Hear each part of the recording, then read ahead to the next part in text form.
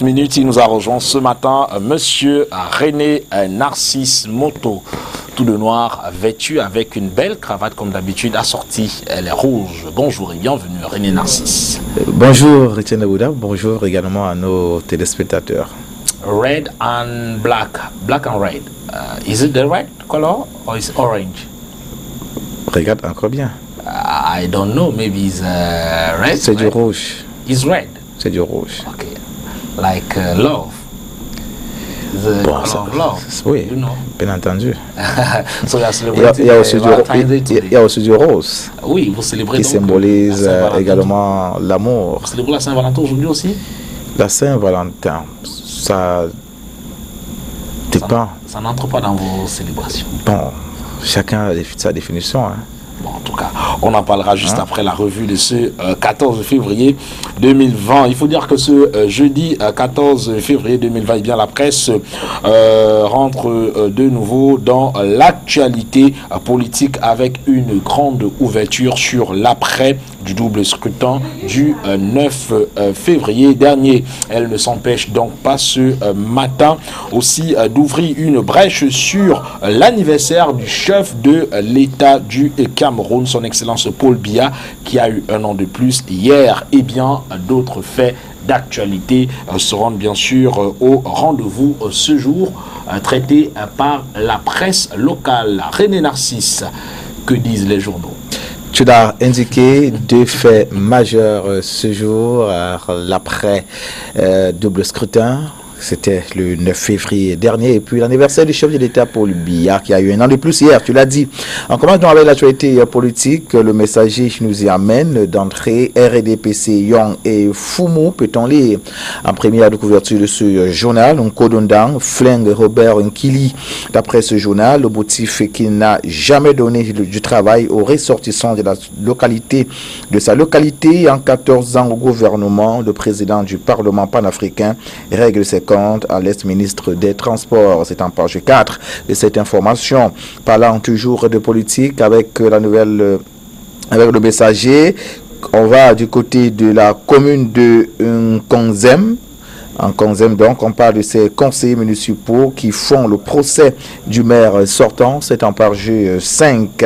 Au rez-de-chaussée du quotidien Le Messager, les Jean-François Chanon, on parle toujours de ces élections de février dernier, du 9 février dernier, municipal législatif, boycott, entre autres, la leçon de Paul-Éric Kinguet à Maurice Kamto. À la page 10, le journal nous propose cette interview du président du mouvement patriotique pour un Cameroun nouveau, à l'abrégé MPCN. Rendez-vous en kiosque pour en savoir davantage. Mutation pour sa part s'intéresse également aux législatives 2020, le contenu des 40 recours.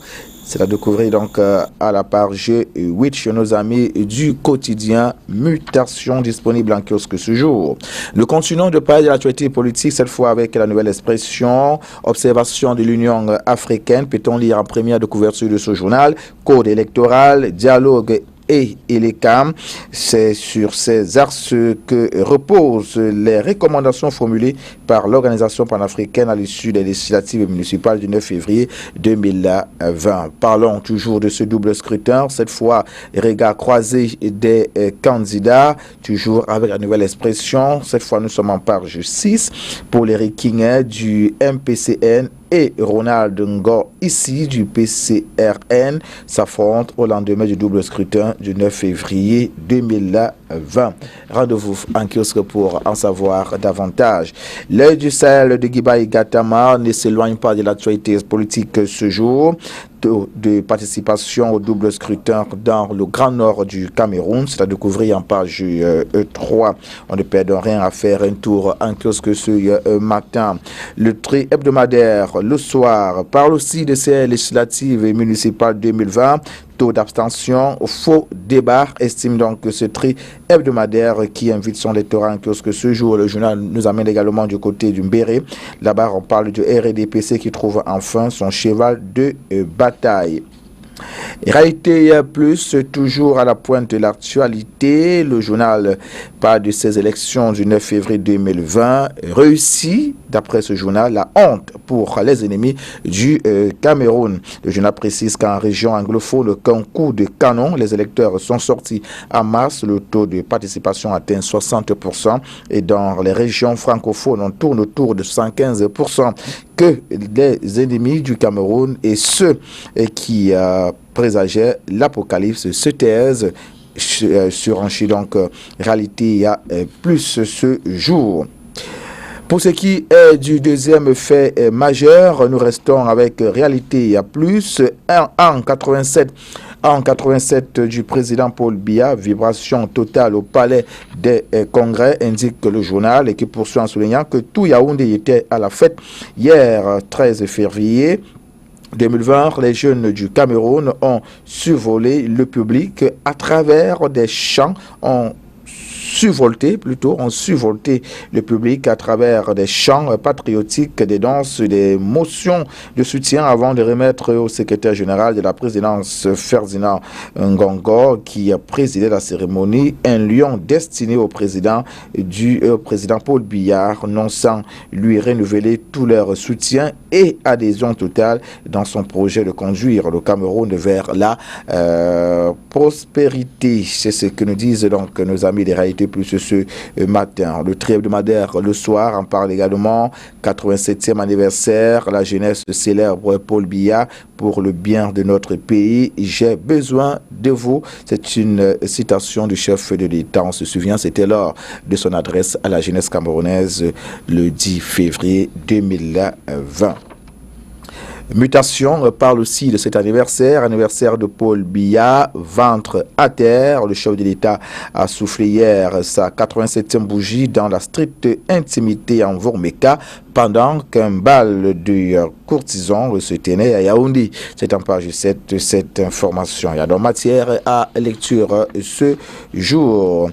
Cameroun Tribune, le quotidien bilingue, en parle également. C'est d'ailleurs l'information qui bat la une de ce journal. 87e anniversaire, Paul Biya à l'honneur. Le journal poussé en soulignant qu'un méga meeting de soutien au président de la République a été organisé hier à Yaoundé par des associations de jeunes. Le chef de l'État y était personnellement représenté par le ministre d'État, secrétaire général de la présidence de la République, Ferdinand Ngongo. Information contenue en page 2 et 3.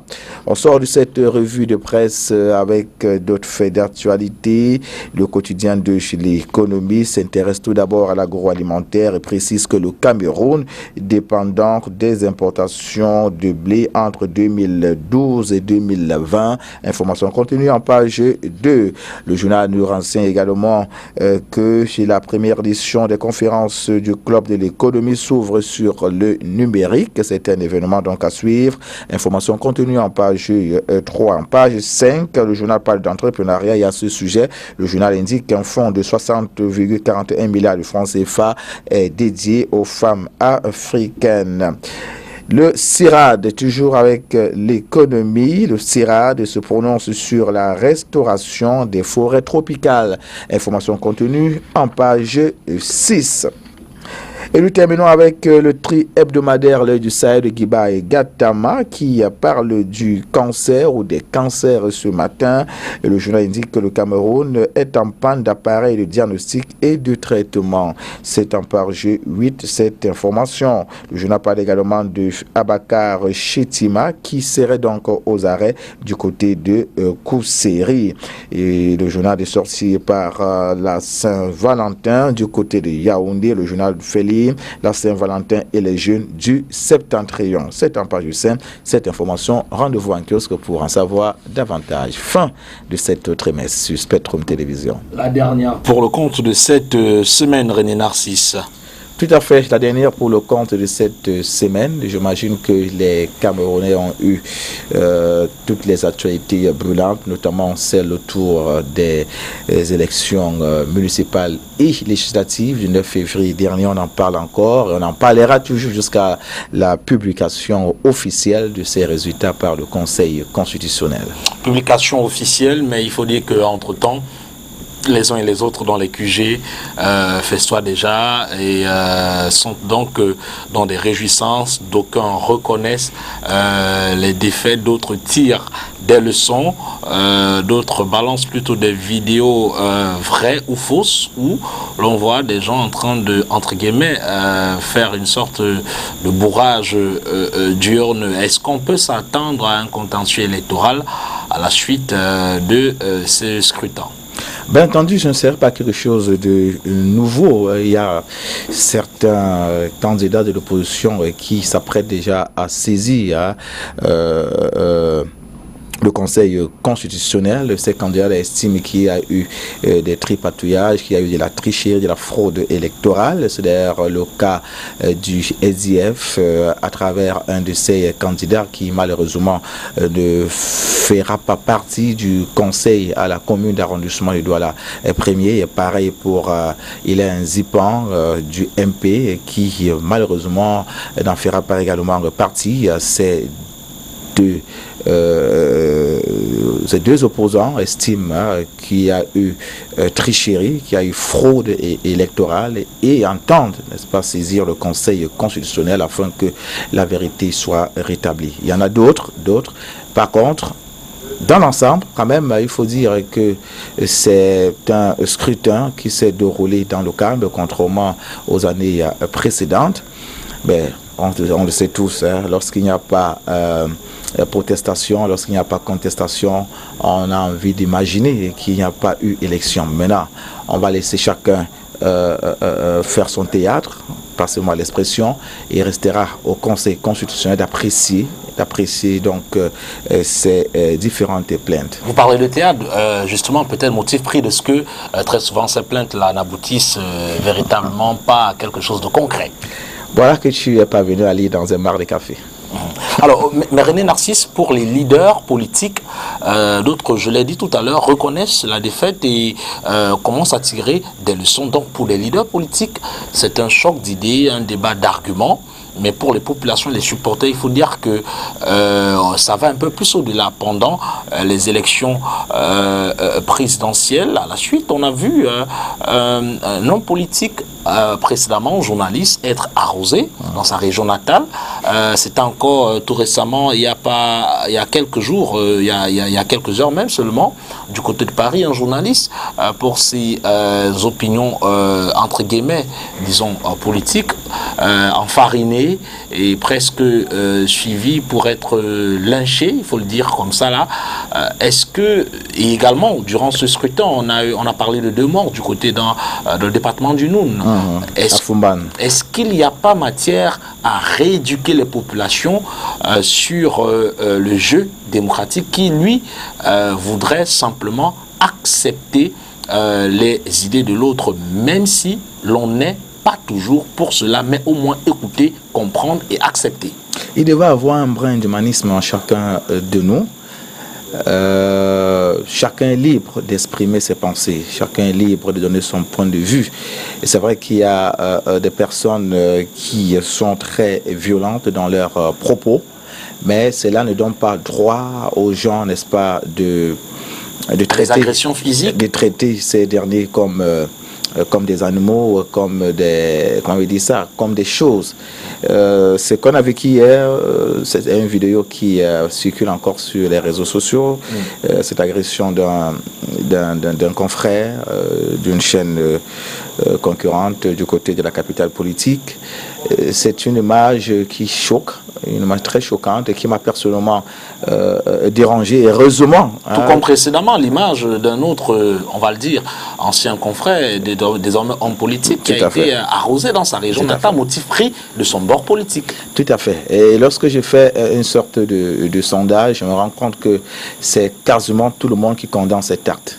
Parce que lorsqu'on parle de démocratie, lorsqu'on parle de paix, lorsqu'on parle de stabilité, je crois que de tels actes ne doivent pas être appréciés en commun et encouragés.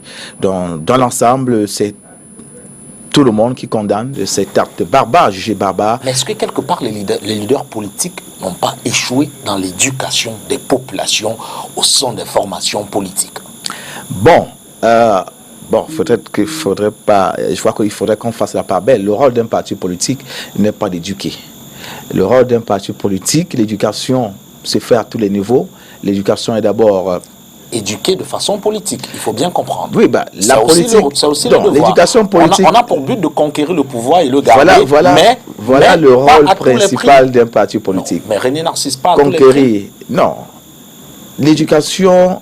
Elle est individuelle. L'éducation politique, c'est pas ce qu'on entend par éducation politique. L'éducation politique, c'est l'acceptation des idées de l'autre, motif pris de ce qu'on devrait, dans le jeu démocratique, au moins écouter, comprendre que l'autre a une opinion différente de moi, mais cela ne fait pas de lui mon ennemi, mais mon adversaire politique. Non, ça s'enseigne pas dans des écoles. C'est pas, si je devrais parler... Les formations politiques devraient parler à le militant. Non, respecter le point de vue de l'autre. Ça s'enseigne même à l'école ordinaire. Ça s'enseigne dans les familles. Donc maintenant, dire que les partis politiques devraient inculquer ou alors enseigner cette éducation à leurs militants, non, ce n'est pas ça le rôle principal. Bon, peut-être dans des causeries individuelles ou intimes, on peut échanger dans ce sens-là, mais le rôle principal d'un parti politique, c'est conquérir le pouvoir, c'est de vendre davantage son projet de société. C'est ça, un parti politique. Au détriment d'une violence qui pourrait... Un parti politique, ça n'enseigne pas comment se comporter en société, comment s'exprimer, comment s'il faut dire bonjour à quelqu'un ou pas. Non, c'est pas ça le rôle d'un parti politique. Chaque individu doit avoir ce qu'on appelle le bon sens.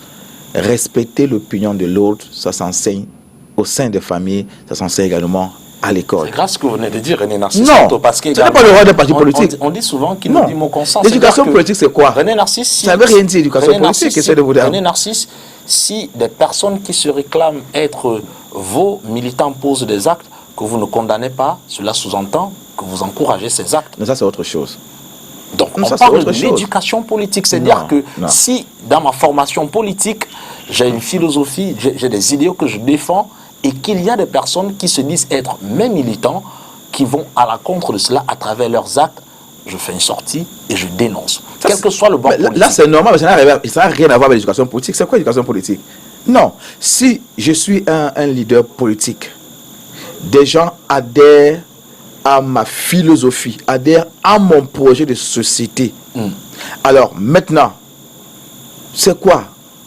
Quand je recrute ou quand j'accepte des militants, le rôle de ces militants, c'est de m'aider à vendre mon projet de société. Maintenant, s'il y a des dérapages, je recadre. Et s'il y a des renégats, je les mets tout simplement à l'écart. C'est tout. Il ne me revient pas en tant que leader politique de refaire l'éducation de mes militants. Non. Entre ceux qui perdent leur vie, ceux qui sont arrosés, ceux qui sont enfarinés, presque lynchés, et les différents, on va dire quoi, tissus et on va dire des formations politiques qui sont déchirées, sur lesquelles on marche, il y a quand même on constate une montée de la violence dans le sérail politique. Qu'est-ce qu'il faudrait véritablement faire pour que l'on conçoivent une démocratie avec beaucoup plus d'accalmie, beaucoup plus de responsabilité de la part des populations? Non, je dis, je crois que le plus important déjà, c'est une prise de conscience personnelle. Il faudrait déjà qu'on sache ce que c'est que la politique. Lorsqu'on est en politique, qu'est-ce qu'on recherche?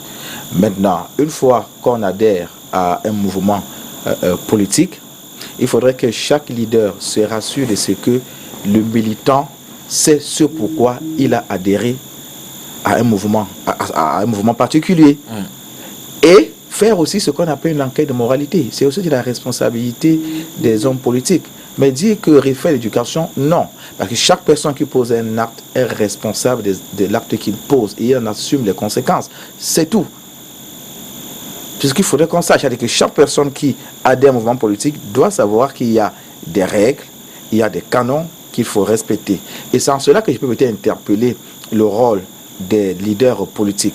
Parce que lorsque tu arrives, il y a des règles, il y a des canons que chaque militant doit respecter. Maintenant, si un militant ne respecte pas ces canons et ces règles, il est du droit du leader politique de mettre ce militant hors, à l'écart, parce qu'à ce moment, il est considéré comme un subversif ou bien comme un renégat. C'est aussi simple que ça. Alors, René Narcisse, c'est la Saint-Valentin ce jour, célébration ou pas? On y croit, on n'y croit pas? Non, moi j'ai un problème avec cette fête, parce que, en fait, j'ai constaté... Avec la célébration ou avec la fête? Non, la célébration, la façon dont ça se célèbre. On a dénaturé cette fête-là, en fait. Pourquoi? Les gens parlent de la fête des amoureux. Ah, c'est quoi un amoureux? Sauf qu'au Cameroun, je constate qu'on réduit ça à... Comment on veut dire ça? L'amour entre la relation entre l'amour charnel, la relation entre l'homme et la femme. C'est-à-dire que la relation charnelle entre l'homme et la femme, pourtant, c'est pas ça au départ. C'est-à-dire que je peux dire bonne fête de Saint-Valentin à un ami, à une soeur, à une mère, à une grand-mère. Ce n'est pas forcément une relation charnelle entre l'homme et la femme. Au départ, René Narcisse, on parle de Valentin qui, on va dire, qui mariait des personnes en cachette. Donc, au départ, c'est quand même une question d'amour charnel. Ce n'est pas une question de... Non. Il y a des versions, mais la vraie version, la version originale, n'est pas celle que tu es en train de révéler là. Dites-nous donc, c'est laquelle? Non. J'ai dit, je ne veux pas entrer dans l'historique. Ce que je sais, c'est que la Saint-Valentin, c'est l'expression d'un amour qu'on ressent envers quelqu'un. Cela part d'où? Simplement. Tout simplement. Bon, à l'origine, ça peut être mon père, ça peut être ma mère, ça peut être ma soeur, ça peut être mon frère, ça peut être un collègue, un confrère, une consoeur, etc. De l'historique que j'en sais, c'est, je pense, un prêtre qui se permettait de marier des personnes en cachette, parce que cela était interdit à une certaine époque. Je pense que c'était à une époque où il y avait des guerres et les uns et les autres étaient interdits de se marier. Donc en cachette, ils le faisaient. Donc je pense que ça part d'abord à l'origine d'un amour charnel, pas d'un amour fraternel, pas d'un amour amical, pas d'un amour... Donc maintenant, si vous avez un problème avec... peut-être c'est vous qui avez le problème avec la célébration, c'est pas la célébration qui a un problème.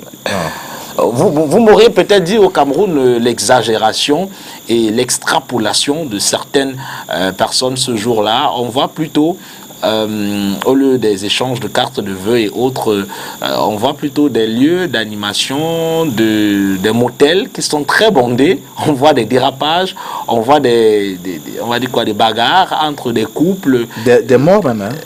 Des morts, il y en a eu. Hein? Des fois. Des hommes qui perdent leur partie intime, tout simplement parce qu'ils n'ont pas... Parce qu'ils étaient en mission à Kribi dans la même ville, à Douala. Oui, pas forcément, pas seulement ça, mais parce qu'ils n'ont pas pu offrir un cadeau à leur dulciné. C'est terrible. Trop de dérapages, Etienne Bouddha. Bonjour à 2-3 personnes ou 2-3 je crois que j'ai... Ah, vous étiez en train de chercher l'historique? Oui. Je crois qu'il y a... je vais d'abord lire ce que j'ai là. Et le jour de la Saint-Valentin, 14 février, est considéré il faudrait qu'on tienne compte des mots. Est considéré dans de nombreux pays comme la fête des amoureux. Les couples en profitent pour échanger des mots doux et des cadeaux comme preuve d'amour, ainsi que des roses rouges qui sont l'emblème de la passion. Là, on n'est pas sur l'origine, on est là sur la célébration. Non, c'est l'historique. Parlons de l'historique. Non, en fait, l'origine réelle de cette fête est attestée au 15e siècle, au 14e siècle, dans la Grande-Bretagne encore catholique, où le jour de la Saint-Valentin du 14 février était fêté comme une fête des amoureux, car l'on pensait que les oiseaux choisissaient ce jour pour s'apparier. Rester vivace dans le monde anglo-saxon comme Halloween, cette fête s'est ensuite répandue à travers le continent à une époque récente. Bon, il y a tellement de cryptos. En tout cas, il y a plusieurs versions, mais là, nous sommes en Angleterre. Bon, maintenant, en Amérique, certainement qu'il y aura une autre signification à cela. La plus répandue est celle-là même qui voudrait que les uns et les autres, les amoureux, s'échangent des présents. Alors, un bonjour à 2-3 personnes avant de sortir des couples. Bonjour à tout le monde. Bonjour aux amoureux. D'accord. Voilà. Vous en êtes un? Bien sûr, j'aime ma mère, j'aime mon père, j'aime ma soeur, j'aime mes 2 filles. Amour charnel, amour physique. J'aime tout le monde. Amour charnel, amour physique. J'aime tous ceux qui m'aiment. Vous aimez tous ceux qui vous aiment? Oui, bien sûr. D'accord. Même mes ennemis, je les aime. D'accord. Voilà. Matama. Oba Poyoga. Uti yule. Mbolo. Martin Chubla. Soko biwo. Amba. Mena kuna wabuki maholi o. Jamna. Agazane amyofu. Abala. Ganga chiangu. Bolon. Dari jam iko jam. Madala. Laisse-moi se battre. Merde. Monsieur Sonora là. Ma fille ande lam. Et bien du coup. Gafine ron la top.